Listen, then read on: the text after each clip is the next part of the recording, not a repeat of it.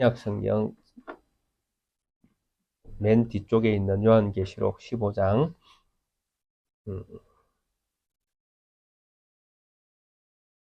1절부터 마지막 8절에 있는 말씀까지 한 목소리로 함께 합독하겠습니다. 또 하늘에 크고 이상한 다른 이적을 보매 일곱 천사가 일곱 재앙을 가졌으니 곧 마지막 재앙이라 하나님의 진노가 이것으로 마치리로다. 또 내가 보니 불이 섞인 유리바다 같은 것이 있고 짐승과 그의 우상과 그의 이름의 수를 이기고 벗어난 자들이 유리바다 가에 서서 하나님의 금고를 가지고 하나님의 종 모세의 노래 어린 양의 노래를 불러 이르되 주 하나님 곧 전능하신 이시여 하시는 일이 크고 놀라우시도다. 만국의 왕이시여 주의 길이 의롭고 참되시도다. 주여 누가 주의 이름을 두려워하지 아니하며 영화롭게 하지 아니하오리까 오직 주만 거룩하시나이다. 주의 거룩으로우신 일이 나타났음에 만국이 와서 주께 경배하리이다 하더라. 또 이 일 후에 내가 보니 하늘의 정거 장막의 성전이 열리며 일곱 재앙을 가진 일곱 천사가 성전으로부터 나와 맑고 빛난 세마포옷을 입고 가슴에 금띠를 띠고 네 생물 중에 하나가 영원토록 살아계신 하나님의 진노를 가득히 담은 금대접 일곱을 그 일곱 천사들에게 주니 하나님의 영광과 능력으로 말미암아 성전에 연기가 가득 차매 일곱 천사의 일곱 재앙이 마치기까지는 성전에 능히 들어갈 자가 없더라. 아멘. 지난 시간에는 동전의 양면과 같은 구원과 심판에 대한 말씀을 우리가 함께 살펴보았습니다. 그 말씀의 핵심은 14장에 나왔던 말씀들을 통해서 우리가 살펴보았습니다. 영원한 복음을 세상 가운데에 전거되어질 때에 이 영원한 복음으로 말미암아 구원과 심판이 동시에 이 세상에서는 일어날 수밖에 없다고 말씀을 드렸습니다. 왜냐하면 이 복음을 믿을 것인가 말 것인가 하는 이 문제가 사람에게 이렇게 생겨나기 때문에 그렇습니다. 그래서 어떤 사람은 복음의 말씀을 듣고 믿어 의에 이를 수 있지만 어떤 사람은 복음의 말씀을 배척함으로 말미암아 영원한 생명을 얻지 못하고 지옥에 떨어지는 그런 결과를 맞게 되어진다라는 것입니다. 그런데 우리가 이런 구원과 심판이 동시에 일어나게 되어지는 이런 사건들이 지금 현재에서는 모든 세상 가운데에서 이런 현상들이 일어나고 있습니다. 즉 예수 그리스도를 믿는 믿음의 사람들이 살고 있는 그 지역마다 나라마다 이 복음의 역사로 말미암아 구원과 심판은 지금도 세상 가운데에서 일어나고 있다라는 것입니다. 그런데 요한계시록이 세워지고 있던 이때에는 이런 구원과 심판의 어떤 영역들이 제한적이었다라는 것입니다. 즉 우리가 사도행전 1장 8절에서 말씀을 살펴본 것과 같이 성령이 너희에게 임하시면 너희가 권능을 받고 예루살렘부터, 그러니까 그 시대에는 이제 예루살렘에 먼저 복음의 메시지가 전거되어진다라는 것입니다. 그래서 예루살렘에 복음이 전거되어진 이 역사로 말미암아 가장 먼저 심판은 또 어디에서 일어나는가 하면 예루살렘에서 일어날 수밖에 없다라는 것입니다. 왜? 복음이 전거되어지는 그곳에 두 가지 현상이 동시에 일어나고 있으니까요. 하나는 구원, 하나는 심판. 그런데 이것이 시작되는 지역이 어디였는가 하면 바로 예루살렘이었다라는 것입니다. 예루살렘으로부터 유대, 그리고 온 세상으로까지, 그러니까 사마리아를 넘어서 온 세상까지 나아가는 이런 어떤 역사는 오늘 우리가 경험한 역사 속에 이 말씀의 성취가 있는 것이지, 실제로 이 요한계시록이 서여지는 그 당대에는 이 말씀의 영역이 제한적이었다라는 것입니다. 그래서 예루살렘 성전을 중심으로 복음이 전거되어질 때에 가장 먼저 심판이 일어나는 곳도 예루살렘 중심이었다라는 것입니다. 그래서 이 요한계시록에 나오는 심판의 어떤 무시무시한 심판의 어떤 모습들이 많이 등장하고 있지 않습니까? 그래서 이런 심판의 모습들을 예루살렘을 중심으로 한 심판으로 먼저 이해를 해야 된다는 것입니다.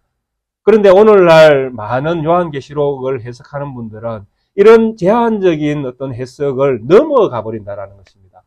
그래서 요한계시록을 해석할 때 종말론적인 어떤 심판으로 해석하다 보니까 항상 이 요한계시록에 나오는 심판은 먼 미래에 일어날 이야기들로 자꾸 이해를 한다라는 것입니다. 그러니까 꼭 남의 이야기를 듣는 것처럼 아직 우리에게는 낯선, 아직 오지 않은 그런 이야기들로 듣는다라는 것입니다. 그러나 이 요한계시록의 종말론적인 어떤 그런 심판은 아주 제한적입니다. 얼마 되지 않는다라는 것입니다. 실제로 이 요한계시록에 나오는 종말은 대부분 예루살렘 중심에서 이미 일어날 수밖에 없는 그 당대에 아주 가까운 시일에 일어날 사건들을 하나님께서 사도 요한을 통해서 기록하게 하셨고 보게 하셨고 그 말씀이 그 지역에 있는 사람들에게 증거되어지도록 그렇게 역사하셨다라는 것입니다. 그래서 오늘 우리가 읽은 이 15장에 나오는 종말론적인 이 심판으로 말미암아 모든 심판을 마치리라라는 이 말씀도 제한적으로 우리가 이해를 해야 된다라는 것입니다. 그래서 요한이 이 말씀을 기록할 때에 예루살렘 중심으로 이 말씀을 지금 쓰고 있으니까 이 마치는 이 종말론적인 이 사건도 AD 70년을 바라보고 있는 말씀으로 이해하는 것이 바람직하다라는 것입니다.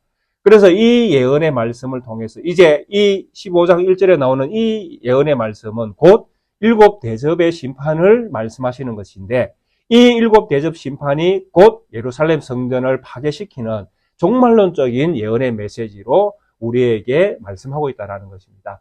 그래서 이런 1차적으로는 우리가 항상 이 요한계시록을 바라보는 어떤 말씀 해석의 어떤 중심은 예루살렘 중심으로 먼저 이해를 해야 된다는 것입니다.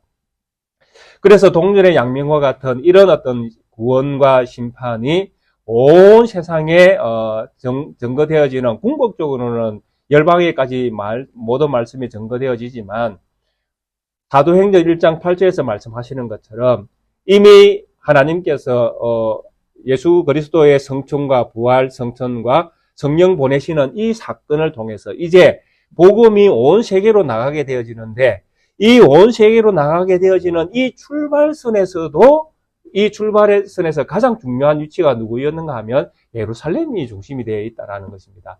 그래서 복음이 먼저 예루살렘에게 증거되어지고 그래서 복음이 증거되어진 이 예루살렘 성전이 복음을 받지 아니할 때는 어떻게 되어집니까? 심판이 따르게 되어지고 그리고 이 예루살렘을 중심으로 한 심판을 보면서 하나님은 그 후대에 믿는 믿음의 백성들에게 뭘 보기를 원하시는 것입니까?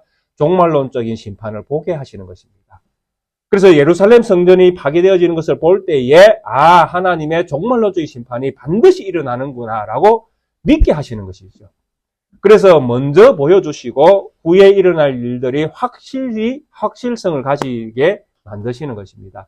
그래서 예루살렘 성전을 큰 성 바벨론이라고 부르면서 세속화되어진 이 나라는 세속화되어진 세상은 망할 수밖에 없다라는 것. 그리고 이 망할 수밖에 없는 것은 궁극적으로 하나님이 하실 일인데 그것을 미리 보여주시는 사건이 무엇이냐라고 할 때에 예루살렘 성전이 파괴되어지는 것. 그래서 이 파괴되어지는 이런 모습들이 이 요한계시록의 대부분을 차지하고 있다는 것입니다. 그래서 이런 사건들을 통해서 우리는 오늘도 하나님께서 우리 이제 장차하실 최종 심판을 우리는 이미 요한계시록 예루살렘 성전이 파괴되어진 것을 과거의 사건들을 이미 우리는 알고 있기 때문에 이것을 통해서 미래에 되어질 종말론적인 심판도 우리는 믿고 믿음 안에서 그들이 망할 수밖에 없는 이유를 요한계시록을 통해서 배우면서 우리가 그 길로 가지 않기 위해서 오늘날 우리가 믿음을 지켜 살아가는 일체의 비결이 무엇인지를 이 요한계시록을 통해서 우리는 배우고 있는 것입니다. 1절에 이렇게 말씀합니다. 또 하늘에 크고 이상한 다른 이적을 보매 일곱 천사가 일곱 재앙을 가졌으니 곧 마지막 재앙이라. 하나님의 진노가 이것으로 마치리라. 그래서 이 일곱 재앙은 이제 예루살렘 성전이 파괴되어질 것을 궁극적으로 보여주는 재앙입니다. 그래서 이 재앙이 크고 다른 이렇게 이상한 다른 이적이라고 말하고 있지 않습니까? 그래서 이상한 다른 이적은 언제나 차별성을 가지고 있는 것이죠. 그래서 세상이 망할 수밖에 없는 이유를 이 예루살렘 성전 파괴를 통해서 궁극적으로 보여주시는 것입니다. 그래서 다른 이적이라고 이렇게 표현을 하고 있는 것입니다. 이 예루살렘 성전이 파괴되는 이것이 전 세계에 그 하나님을 믿지 않는 자들의 종말론적인 사건을 당겨서 보여주는 사건이구나. 그래서 이들이 망하는 것을 볼 때에 세상도 망하는 세상이 온다라는 것입니다. 그래서 이것이 마지막 재앙이라는 것은, 마지막 진노로 마지막 재앙이라는 것은 예루살렘 성전이 반드시 무너진다라는 것입니다. 무너질 수밖에 없죠. 왜냐하니까 하나님의 뜻이니까요. 여기서 하나님의 뜻이라는 것은 믿지 않는 자가 심판당하는 것을 이야기하는 것입니다. 그리고 하나님을 배신하고 하나님을 믿지 아니하고 하나님을 거부하는 세상이 하나님의 심판을 당하는 것은 너무나 당연합니다. 이런 것을 이야기할 때 우리는 하나님의 뜻이라고 이야기할 수 있는 것입니다. 개인에게 일어나는 어떤 일들을 하나님의 뜻이다, 뭐 하나님의 뜻이면 되겠지, 뭐 이렇게 갖다 붙이는 것이 아니라 너무나 명백한 것, 하나님의 절대적인 뜻. 그러니까 하나님을 믿지 않는 세상이 하나님을 거부할 때에 그들은 망한다라고 이야기하는 것은 이건 하나님의 뜻이에요. 이미 정하신 것이잖아요. 이런 불변의 진리를 이야기할 때 우리는 하나님의 뜻이라고 이야기할 수 있는 것입니다. 우리의 잘되고 잘못되고 하는 이런 것들에 대해서 뭐 언제는 잘되면 뭐 하나님의 뜻이고 잘못되도 하나님의 뜻이고 뭐 이렇게 갖다 붙여서 모든 것들을 합리화시키는 이런 곳에 하나님의 뜻을 갖다 붙이는 것이 아니라 진리인 하나님의 말씀, 이 진리를 거스를 수 없는 하나님의 계획, 이런 것들이 이루어질 수밖에 없는 이런 것들을 이야기할 때에 이것이 곧 하나님의 뜻이다. 이렇게 우리가 말을 할 수 있는 것입니다. 그래서 예루살렘 성전이 파괴되어지는 것은 하나님의 뜻입니다. 왜? 예루살렘 성전이 하나님을 버렸기 때문에. 그래서 이스라엘이 하나님을 버렸잖아요. 왜? 우리가 요한계시록에서 보았던 13장에서 보았던 짐승들을 따르는 무리들이 다 예루살렘 중심에 있었던 사람들이잖아요. 그들이 무엇을 따랐습니까? 666, 사람의 수를 따른 거예요.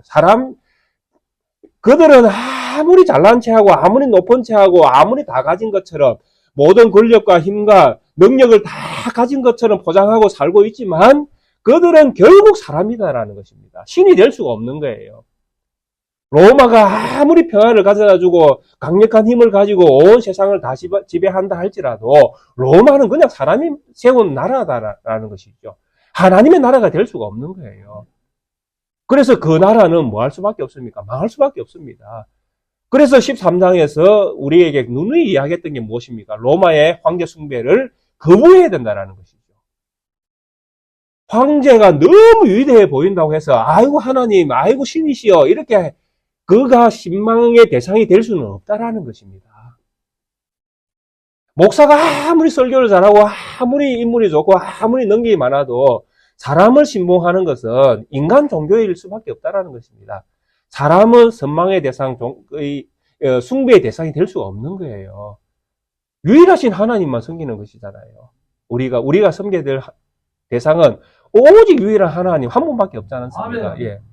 이게 진리고, 이것을 우리가 믿을 때에 우리의 신앙이, 이 세상 가운데에서 뿌리를 내릴 수 있는 것입니다. 여기를 떠나버리면 이제 우리는 흔들릴 수밖에 없는 것입니다. 방금 우리가 읽었던, 신명기 30장과 31장에서 말씀하시는 게 무엇이었습니까? 모세가 살아있을 때에도 이들이 하나님을 떠났다라는 것입니다. 이스라엘 백성이 광야 40년 동안 얼마나 많이 하나님을 배신했습니까? 최고의 지도자인 모세가 뭐 엄청난 기적을 베풀었지 않습니까? 엄청난 기적을 베풀어서 그들이 40년 동안 한 번도 옷을 해입은 적 없습니다. 그들은 스스로 밥을 지어 먹은 적이 없습니다. 왜? 하나님께 다 공급해 주셨으니까요. 만나를 통해서 공급해 주셨지 않습니까? 그들이 집을 언제 지었습니까? 집 지은 적이 없습니다. 그런데 그들은 40년 동안 다 아무 무탈하게 그들은 살았지 않습니까? 그런데도 불구하고 그들은 뭘 했습니까? 늘 하나님 앞에 불평불만하고 모세를 통해서 불평불만을 다 했지 않습니까? 그래서 모세의 마지막 노래도 무엇이었습니까? 마지막 그들에 대한 경고의 메시지. 내가 살아있을 때에도 너희가 하나님을 배신했는데 내가 죽은 다음에는 어떻겠느냐? 뻔하다는 이야기죠. 너희들이 다 하나님을 떠날 것이다. 모세가 그냥 지나가는 소리를 한 말이 아니잖아요. 인간 본성을 보고 있는 것입니다. 이스라엘의 본성. 그들은 무엇을 쫓을 수밖에 없습니까? 욕심을 쫓을 수밖에 없는 거예요. 그래서 그들이 집을 짓고 살 때에 그들이 적과 꿀이 흐르는 땅에 들어가서 가나안 땅에서 잘 먹고 잘 살 때에 그들은 어떻게 했습니까? 가난한 자를 멀리하고 객을 멀리하고 하나님 앞에 예배할 때에 부러진 송아지, 부러진 양, 검 있는 것들 잡아서 하나님께 드리면서 이것이 하나님의 것입니다라고 하고, 그러니까 모든 것들에 대해서 하나님의 절대적인 어떤 하나님의 은혜를 다 잊어버리고 자기들이 잘난 것처럼 자기들이 뭔가 해서 이룬 것처럼 그렇게 살았다라는 것입니다. 그게 하나님 떠나는 거예요. 그러니까 그들이 아수르에 의해서 바벨론에 의해서 끊임없이 쫓겨다닐 수밖에 없죠. 다윗 시대 때는 아말렉 엄청나게 그들은 수모를 당하지 않았습니까? 왜? 그들이 하나님이 떠났기 때문에. 그래서 모세가 살아있을 때도 그들은 하나님 떠났는데 죽은 다음에는 하물며 내가 죽은 이후에 너희는 어떻게 되겠느냐. 그러면서 그들에게 뭘 경고했습니까? 하나님을 마음을 다하고 뜻을 다하고 성품을 다해서 내가 너희에게 준 하나님의 율법의 말씀을 늘 지켜 행해야 된다. 여기서 지켜 행해야 된다는 이 표현이 무슨 표현이냐면 믿어야 된다는 표현입니다. 하나님을 믿어야 된다는 거죠. 하나님이 너에게 주신 이 말씀, 하나님이 사랑이고 사람 사랑이고 이 사랑의 하나님을 너희가 믿어야 된다는 것.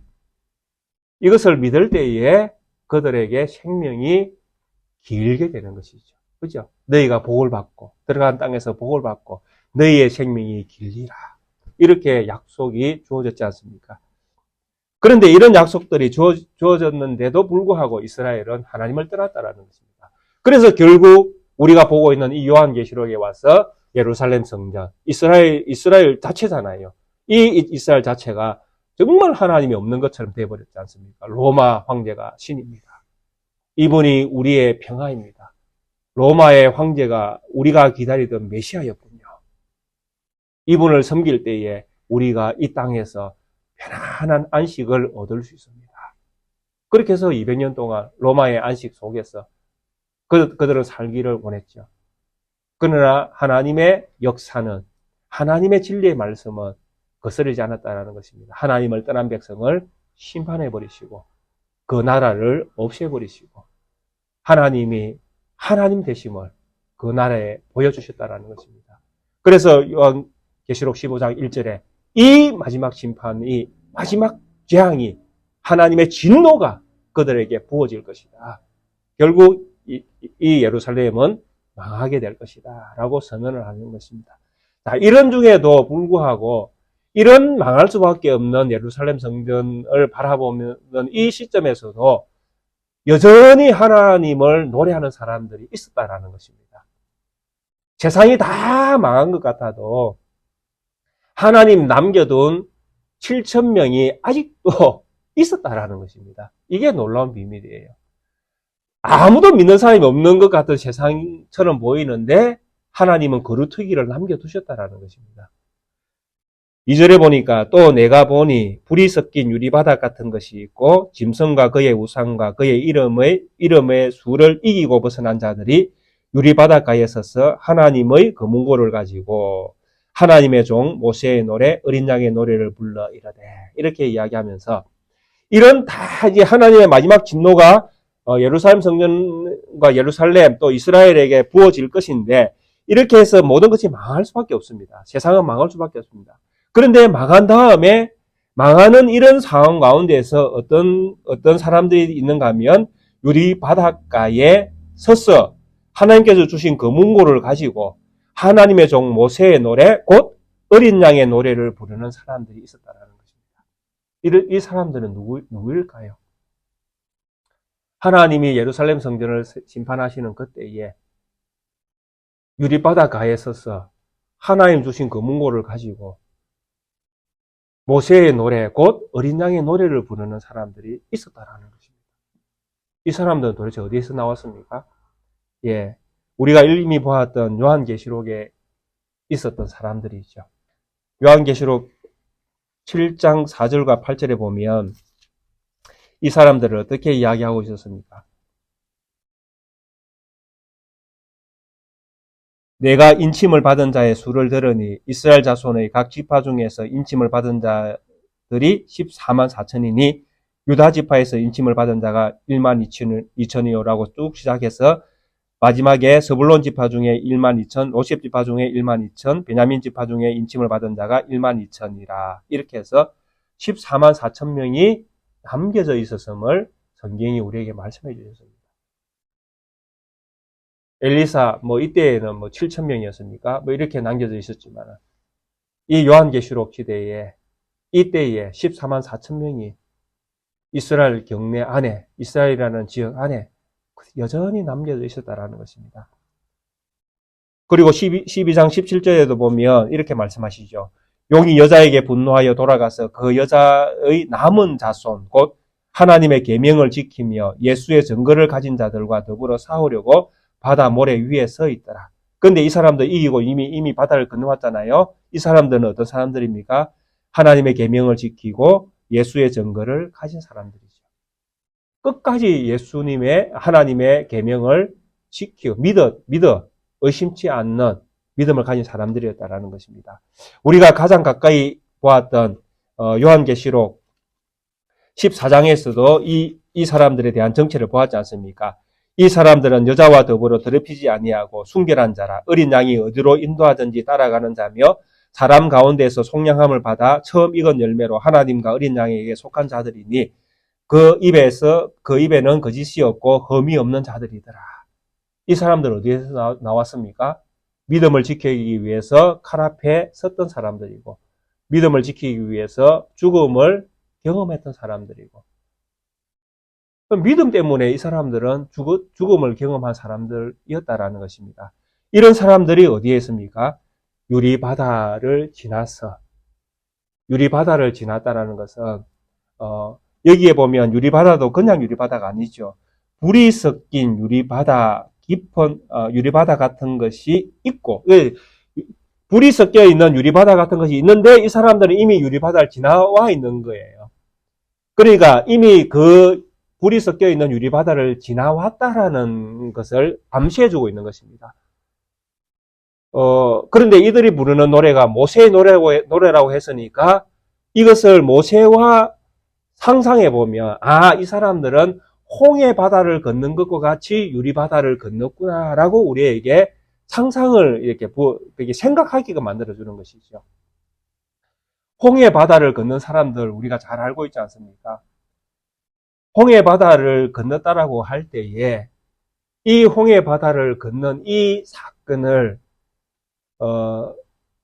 아주 옛날 과거에 하나님께서 이스라엘 안에서 하신 역사의 한 장면으로 우리는 기억을 하고 있습니다. 하나님께서 이스라엘을 구원하기 위해서 엄청난 일을 하셨다라고 우리는 보고 있는 사건 가운데 하나가 홍해 바다를 건넌 사건 아닙니까? 근데 이 홍해 바다를 건넌 이스라엘 백성들에 대한 이해가 우리가 좀 부족한 것이 있습니다. 그게 무엇이냐 하니까 홍해 바다를 이스라엘 백성이 아주 쉽게 건넌 것처럼 생각을 우리는 하고 있다는 것입니다. 그렇지 않나요? 홍해 바다를 건너는 이 바다를 길을 가는 이 일이 쉬울까요? 어려울까요? 하나님께서 갈라놓은 바다이기 때문에 땅이지 않습니까? 그게 땅이기 때문에 땅을 이렇게 지난다라는 생각을 해보면 아주 이스라엘 백성이 쉽게 건넜다라고 생각할 가능성이 많습니다. 그렇잖아요. 이스라엘 백성이 홍해를 지나갈 때에 그들은 편안하게 건넜다라는 생각을 우리는, 하고 있을 가능성이 참 많습니다. 그러나 제가 볼 때에는 그렇지 않습니다. 홍해 바다를 건너는 이 사건은 믿음이 있어야 됩니다. 어떤 믿음이 있어야 됩니까? 하나님이 동풍으로 막아놓은 좌우에 이 물이 무너지지 않을 거다라는 믿음이 있어야 됩니다. 그렇지 않나요? 바다를 건너는데 양쪽에 물이 없는 것이 아니라 양쪽에 좌우에 물이 그냥 벽을 이루고 있는 거예요, 그냥. 그리고 이 사이를 누가 지나갑니까? 이스라엘 백성이 지나가는 것입니다. 근데 이들이 지나가는 지나가기 위해서 선택을 해야 됩니다. 바다로 들어갈 것인가 말 것인가. 물론 뒤에 로마의 군사가 있기 때문에 좀 쉬울 수 있습니다. 지나가도 서 있어도 죽으니까요. 그러나 서서 싸울 수도 있잖아요, 사실은. 뭐 무기가 있든 없든, 뭐 살려고 하다 보면. 근데 이 바닷길을 건너가는 이 순간에는 결단이 필요합니다. 무엇이? 좌우에 선 물이 흘러내리지 않을 것이라는 믿음에 대한 결단이 있어야 됩니다. 그래야 건너가잖아요. 그래야 살 수 있지 않습니까? 만약에 내가 바다 가운데쯤 갔는데 물이 무너지면 어떻게 되어집니까? 그냥 수상이지 않습니까? 그러니까 수상이 안 될 믿음, 수상되지 않는다는 믿음. 그 믿음은 어디에서 나옵니까? 하나님으로부터 오거든요. 하나님이 이것을 막아주실 거다라는 믿음. 하나님이 막아주셨으니까 끝까지 나를 보호해 주실 거라는 믿음. 그 믿음이 있어야 지나갈 수 있다니까요. 이 이야기가 왜 오늘 요한계시록과 함께 연결될 수 있습니까? 지금 이스라엘 백성들이 유리바다를 건넌 유리바닷가에 써 있는 이 사람들이 노래를 부르지만은 이 사람들은 어디를 지나왔는가 하면 불이 섞인 유리바다를 지나온 거예요. 불이 섞였다라는 이야기는 세상이 지금 심판당할 수밖에 없는 세상을 보여주고 있는 것입니다. 왜? 불이라는 것은 심판의 도구지 않습니까? 근데 심판의 도구가 있는 바다예요. 이것은 세상이 심판당할 수밖에 없는 세상을 보여주는 것입니다. 즉 오늘 우리가 살아가고 있는 이 지구상에 있는 우리의 삶의 현장을 보여주고 있는 것입니다. 여기에서 우리가 믿음을 지킬 수 있는 방법이 무엇입니까? 이스라엘 백성이 가지고 있는 것과 동일한 거지 않습니까? 하나님이 이 험한 세상, 내가 살아가는 이 험한 세상, 내가 믿음으로 살아갈 때 하나님이 나를 지켜주실 거라는 믿음. 아닙니까? 이게 있어야 우리가 이 세상에서 믿음을 지켜나갈 수 있지 않습니까? 하나님에 대한 믿음이죠. 하나님에 대한 믿음이 없으면 절대로 우리가 이 세상에서 이길 수가 없습니다. 교회만 나가도, 이 예배당만 나가도 벌써 유혹이 막 우리에게 밀려오지 않습니까? 그 수많은 유혹을 우리가 이겨낼 수 있는 힘이 도대체 어디서 옵니까? 내가 이 세상에서 말씀 안에서 믿음을 지켜 살아갈 때에 그 삶에 하나님이 나와 함께 하시고 지키시고 그리고 이런 믿음을 가지고 산 나에게 약속된 어떤 영원한 생명이 있다라는 거.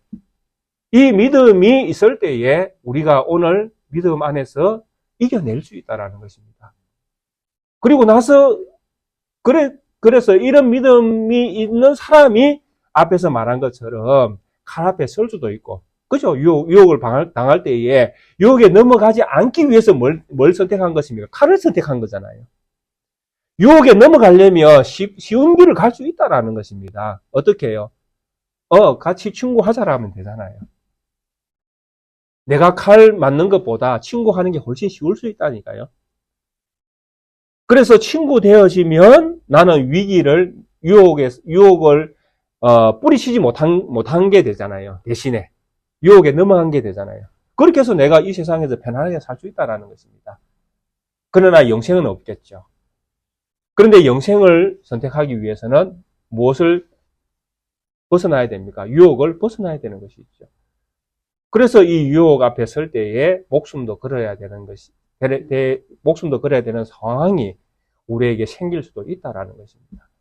그런데 이 유리바닷가에선 그래서 하나님께서 주신 검은고를 가지고 노래를 부르는 이 사람들은 이미 이 유혹의 바다를, 이 심판의 어떤 영역, 세상을 이겨내고 그러니까 하나님께서 주신 약속의 땅에 들어와 있다라는 것입니다.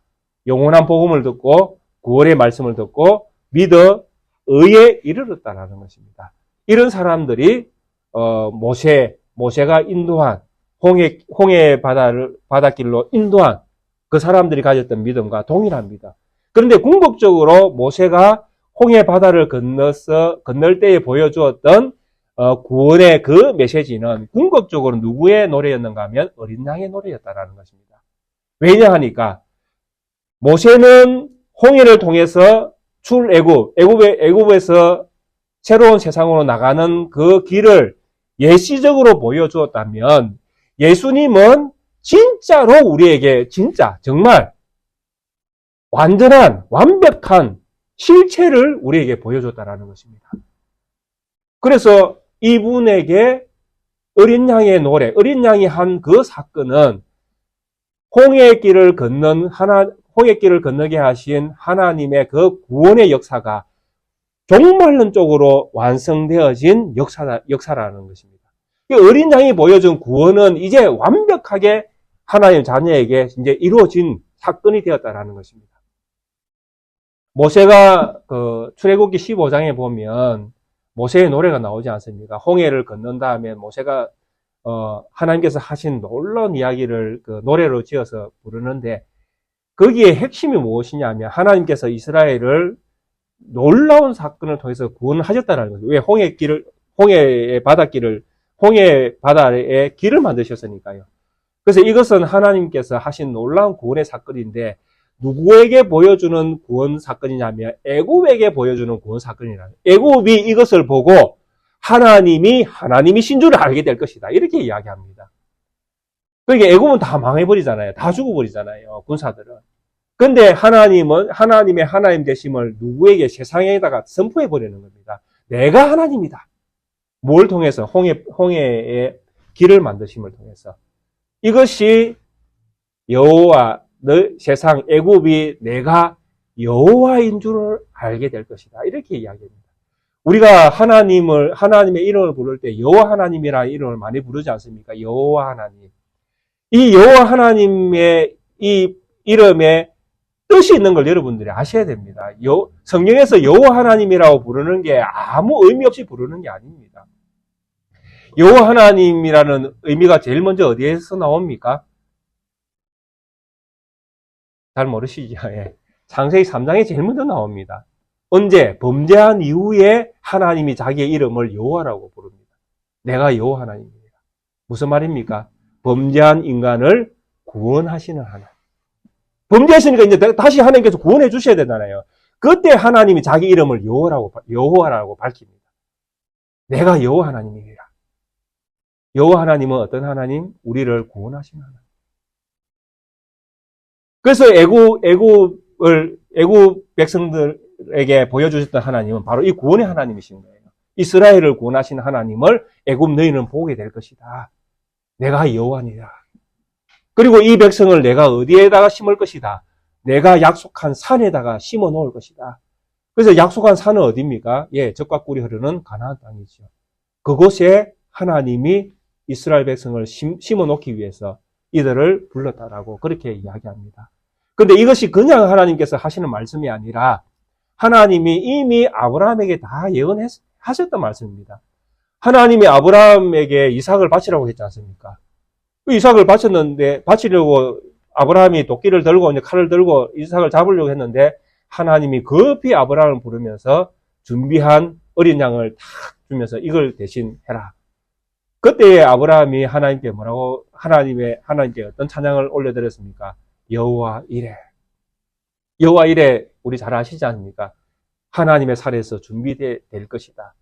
그래서 자기가 이삭을 바치려고 했던 그 산에서 하나님의 영광을 본 것이죠. 아브라함이.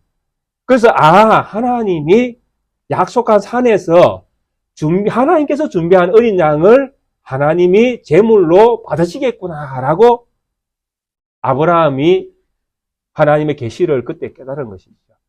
그것을 모세가 반복하고 있는 것입니다. 하나님의 산에 심을 것이다. 누가? 이스라엘 백성이 하나님의 산에 심겨질 것이다. 왜? 이 산에 무엇이 있습니까?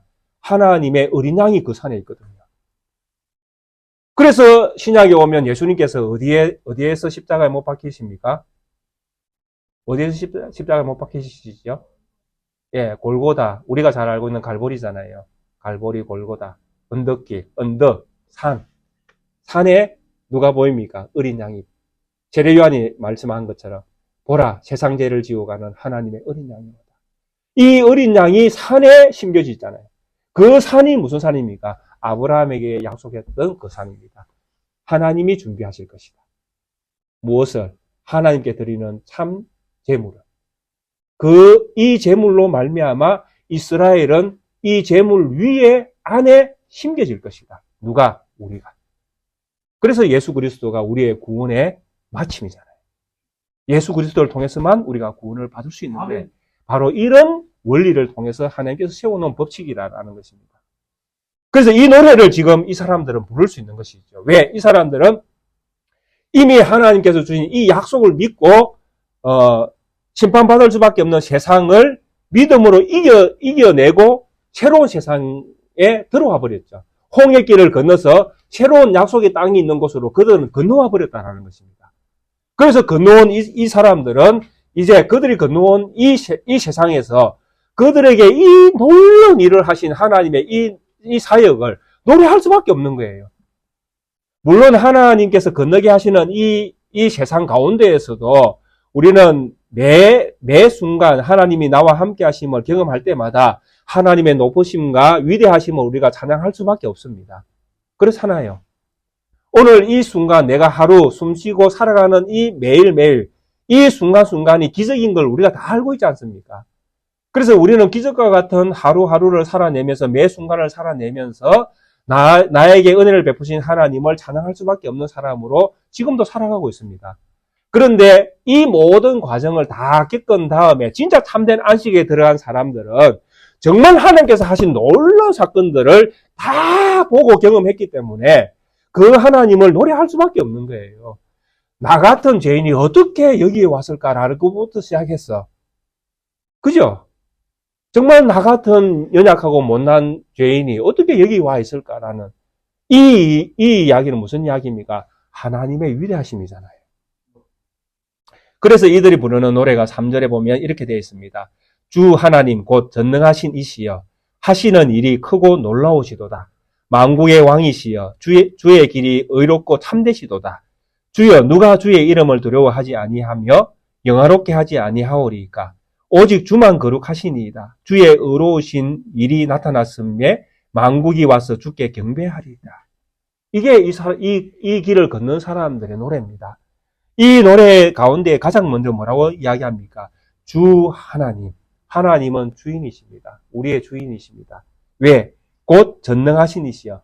전능. 하나님이 우리의 구원을 이루어 주시는 능력이 많으신 분이십니다. 그분은 우리의 구원을 이루기 위해서 아담이 범죄한 그 전부터 다 계획이 있었죠. 그 계획을 이루기 위해서 이스라엘 안에 일하신 일들을 가만히 이 구약 성경부터 신약 성경을 다 볼 때에 하나님이 하신 일이 놀라운 일이 한두 가지가 아니지 않습니까? 범죄한 아담을 또 하와를 구원하기 위해서 가죽옷을 지어 입히시기 때부터 하나님께서 예비한 어떤 재물이 있을 것을 이미 보여주셨지 않습니까? 그림자로. 그러면서 사람을 선택을 하나하나 노아, 셋, 그 다음에 그 후손 가운데 아브라함, 또 아브라함 후손 가운데 이삭과 야곱을 선택하시고 또 이스라엘을 만드시고 홍해를 건너게 하시고 모세를 통해서 보여주셨던 수많은 이적들, 그리고 다윗 시대, 열왕기 시대, 이런 시대를 다 통해서 하나님께서 하신 일들을 하나하나 이게 하나하나 아니야 한 5가지 정도만 보더라도 놀라운 일들이 엄청 많지 않습니까? 이런 수많은 일들을 하신 하나님을 볼 때에 이분은 어떤 하나님이시다. 우리의 구원을 이루어 주실 전능한 하나님이시구나. 그게 하나님의 이 전능하심은 우리의 구원에 실패가 있을 수가 없습니다. 궁극적으로 예수 그리스도를 보십시오. 어떻게 십자가 위에서 생명이 나올 수 있습니까? 이 생명이 나오는 계시도 이미 하나님께서 미리 보여주신 거 우리가 다 이해하셔야 됩니다. 왜? 제일 처음에 하나님께서 에덴 동산에 2가지 나무를 심어 놓으셨습니다. 하나는 생명나무, 하나는 선악을 알게 하는 나무. 선악을 알게 하는 나무의 실과를 먹을 때는 죽지만은 이것을 안 먹을 때는 나무를 통해서 영원한 생명을 얻습니다. 여기에서 영원한 생명나무로 심겨져 있는 이 생명나무가 무엇이라고 우리 성도님들은 생각하십니까? 세상에 생명을 주는 것은 누굽니까? 하나님밖에 없습니다. 이 생명나무는 하나님을 보여주는 예표였습니다. 실제로. 제가 볼 때는 이 생명나무는 궁극적으로 신약에 보면 예수 그리스도의 생명나무라고 그러잖아요. 궁극적으로 예수님이셨어요. 생명나무가. 그래서 이스라엘 백성이 광야를 지날 때에 물이 서서 못 먹었잖아요. 근데 모세가 그 물속에 뭘 던졌습니까? 나무를 던졌지 않습니까? 나무가 생명이에요. 생명나무를 던졌다는 이야기입니다. 우리 예수님께서 어디에 달리신지 아시지요? 우리 예수님께서 어디에 달리셨습니까? 예, 나무에 달리셨습니다. 근데 그 나무가 죽은 나무가 아니잖아요. 그 나무가 무슨 나무입니까? 생명나무입니다. 그게 이 창세기 때부터 이미 다 예시되어 있었던 모습들입니다. 우리가 그걸 몰라서 우리가 그걸 지나친 것이지, 실제로 하나님은 계획이 다 계셨던 것입니다. 그 하나님 계획 속에서 생명나무를, 십자가를 통해서 생명나무 대신 예수 그리스도를 보여주신 것입니다. 그래서 이 하나님께서 하신 이 전능한 우리의 구원은 절대로 우리는 없어질 수가 없습니다. 하나님의 구원 사역인데. 그래서 이런 일들을 볼 때에 놀랍고 크고, 이 일이 크고 놀랍다라고 우리가 표현할 수밖에 없는 것입니다. 그렇지 않습니까? 구원 사건을 볼 때에 우리가 안 놀랄 만한 사건들이 있습니까? 다 놀랄 수밖에 없는 크고 기이한 일들로 다 되어 있지 않습니까?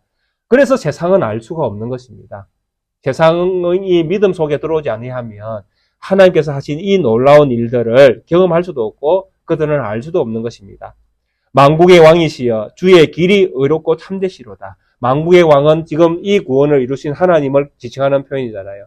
이게 하나님, 만국의 하나님, 이제 예루살렘부터 시작해서 열방까지 복음이 전거되어져서 만국의 왕으로 이제 우리 하나님이 세상에 드러났습니다.